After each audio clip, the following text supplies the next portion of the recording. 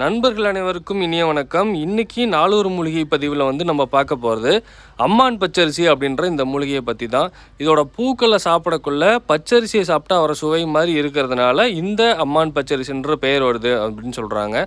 நீள்வட்ட வடிவில் இலைகள் ரெண்டு ரெண்டாக இருக்கும். ஒரு இலைக்கும் நடுவுலையும் பூக்கள் காய்கள் வைக்கும். இது ஒரு குறுஞ்செடி வகையை சேர்ந்தது.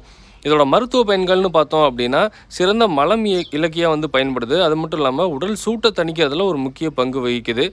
அது மட்டும் இல்லாமல் இதோட பூக்களையோ தண்டுகளையோ ஒடிக்கும் போது நம்மளுக்கு ஒரு பால் வரும். அந்த பாலை மருக்கள் இருக்கக்குள்ள அந்த மருவோட அடிப்பகுதியில் வேர் பகுதியில் தொடர்ந்து வச்சுட்டு வந்தோம் அப்படின்னா அந்த மருக்கள் பட்டு போய் கீழே விழுந்துரும் அப்படின்னு சொல்கிறாங்க. இன்றைக்கி வரைக்குமே கூட இந்த அம்மான் பச்சரிசி ஒரு களைச்செடியாக தான் எல்லா தோட்டத்துலையும் இருக்குது. இது என்னன்னு தெரியாமல் நிறைய பேர் பிடுங்கி வீசிக்கிட்டு தான் இருக்காங்க. ஸோ உங்கள் தோட்டத்தில் இது இருக்குது அப்படின்னா இதை எப்படி பயன்படுத்துறதுன்னு முறையாக தெரிஞ்சுக்கிட்டு பயன்படுத்துங்க. மற்றவங்களுக்கும் சொல்லுங்கள். நன்றி, வணக்கம்.